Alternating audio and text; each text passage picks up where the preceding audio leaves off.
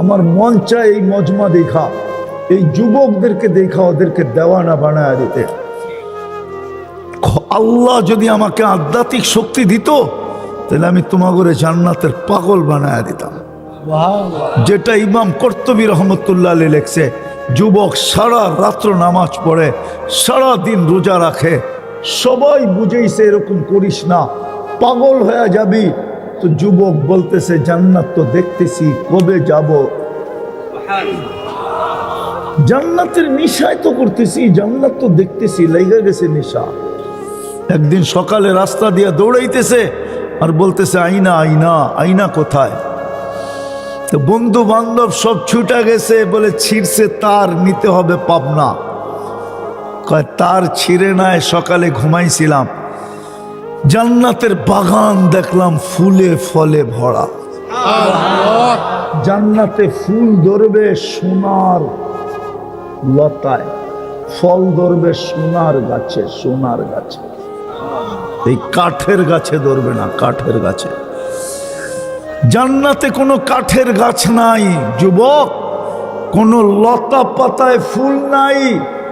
জান্নাতে 8 প্রকার গাছে ফল ধরবে, সোনা, রূপা, জবরজুদ, জমরুত, ইয়াকুত, মারজান, আর হলো মুক্তার হীরা।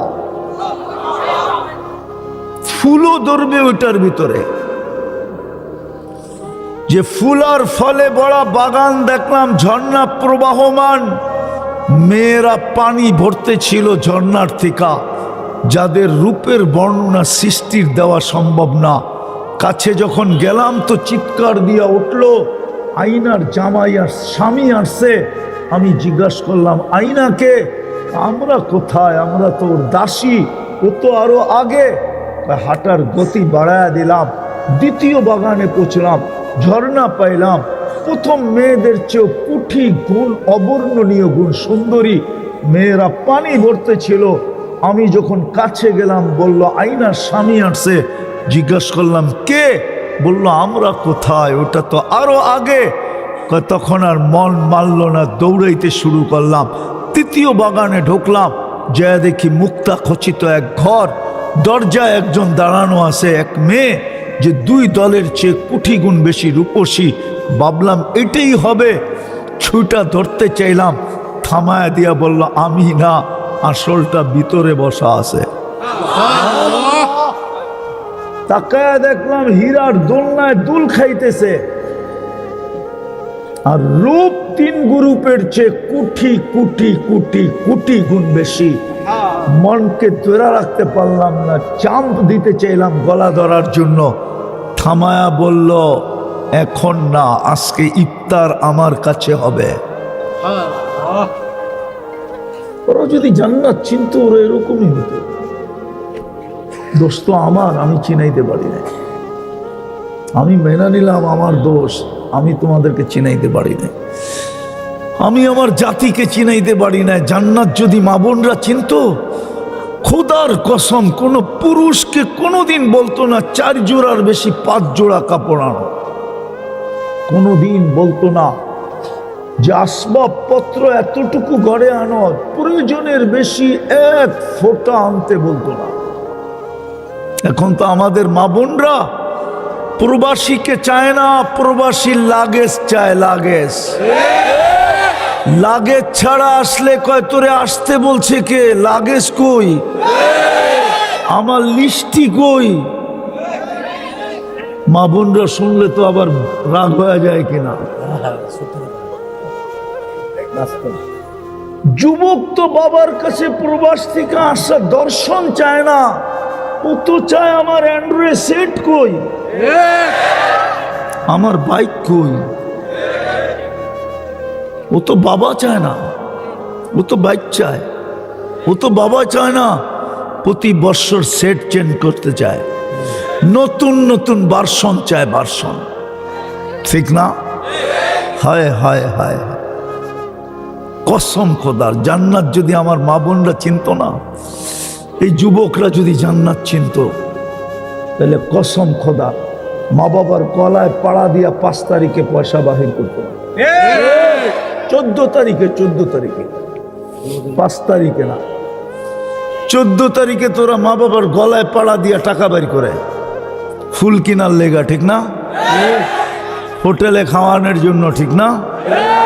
আবার জান জান কইতে কইতে জান দিয়া আবার পার্সেলও দিয়া দেয়, ঠিক না? কিন্তু সবটির চেহারা শেখ খাওয়া। হাসানের জন্য না, আওয়াজ না, আওয়াজ না। আমার চশমা দুইটা, ভিতরে একটা অপারেশন করে লাগানো আছে। এই জন্য আমি দেখলে বুঝি তুমি কয়বার শেখ খাইছো। আমি একবারে বলিও না, আবার একবারে খালিও না। তোমরা তো জান্নাত চিনো না। যার মাটি এই পচা মাটি না, যার মাটি হবে মুস্ক। এই দুনিয়ার ছোট বাড়ি না, যার সবচেয়ে ছোট বাড়ি এই দুনিয়ার 10 গুণ। যার গাছগুলা হবে পিওর জাফরান, জান্নাতের গাছ এই গাছ না। যার বিল্ডিং হবে নিম্নমানের বিল্ডিং, একটা ইট সোনার, একটা ইট রূপার। দুটাকে জোড়া দিবে দুনিয়ার সিমেন্ট দিয়া না, মুস্ক দিয়া।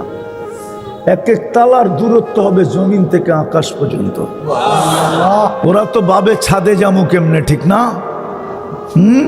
সুপার লিফট লাগানো আছে, চড়তে দেরি, চোখের পলকে ছাদে পৌঁছাইতে দেরি করবে না। একটা বিল্ডিং হবে না, শুধু একটা বিল্ডিং। হায় হায় হায়, এক এক সোসাইটি ভিন্ন ভিন্ন, ওটার ভিতরে সোসাইটি হবে।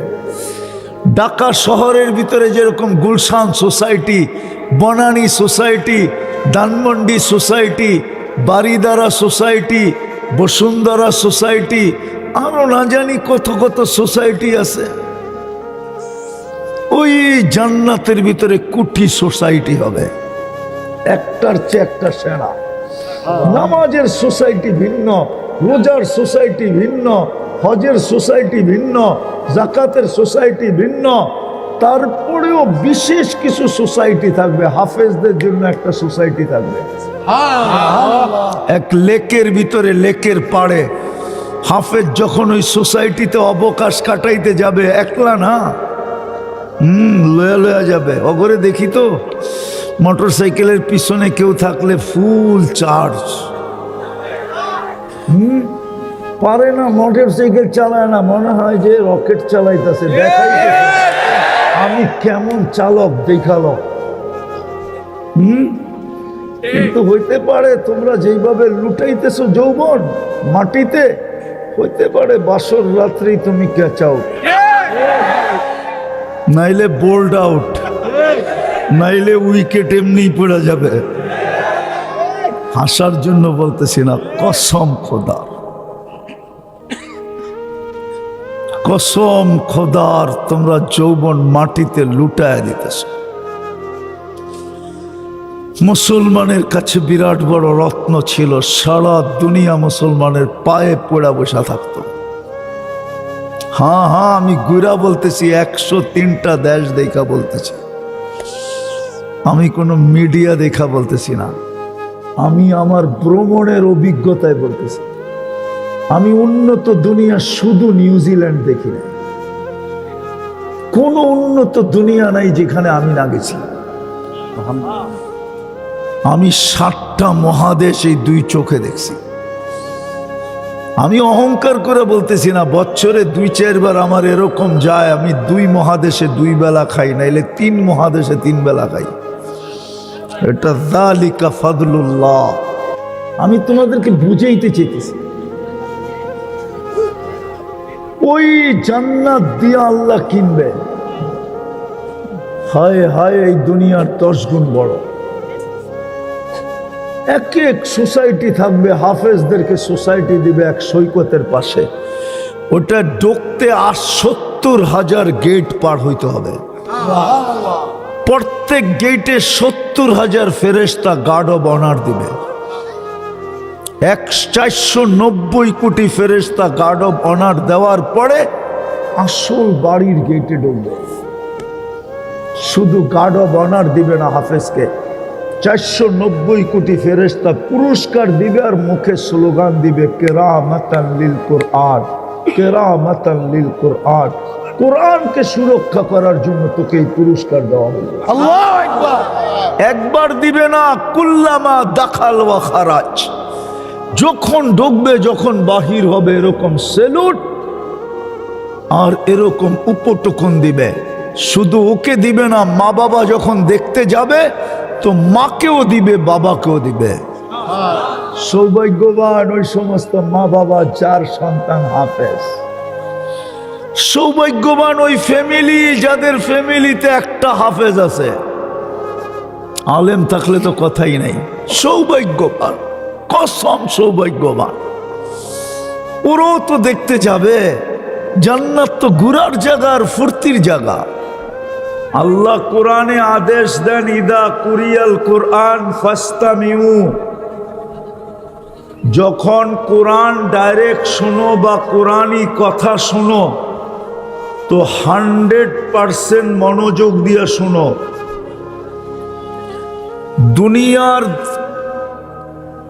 দুনিয়ার শাসকদের হুকুম না মানলে যদি কাঠগোড়ায় দাঁড়াইতে হয় তাহলে এই আদেশ তো আল্লাহ। রাষ্ট্রের হুকুম না মানলে যদি রাষ্ট্রদ্রোহী হইতে হয়, আল্লাহ তো বলতেছে মনোযোগ দিয়ে শোনো। আল্লাহ তো বলতেছে পরিবেশটাকে চুপচাপ রাখো, তাইলে কিন্তু পুরস্কার মিলবে, নাইলে মিলবে না। এই জন্য হাত জোর অনুরোধ, কোনো আওয়াজ না, কথা ওইখান থেকে আসে, এইখান থেকে আসে না। আমি কিছু গুছায় নিয়ে আসি নাই, ওইখান থেকে যেরকম সাপ্লাই হবে এইখান দিয়ে ওরকম বাহির হবে। 100-তে 100 এটার উপর আমি বিশ্বাস করি।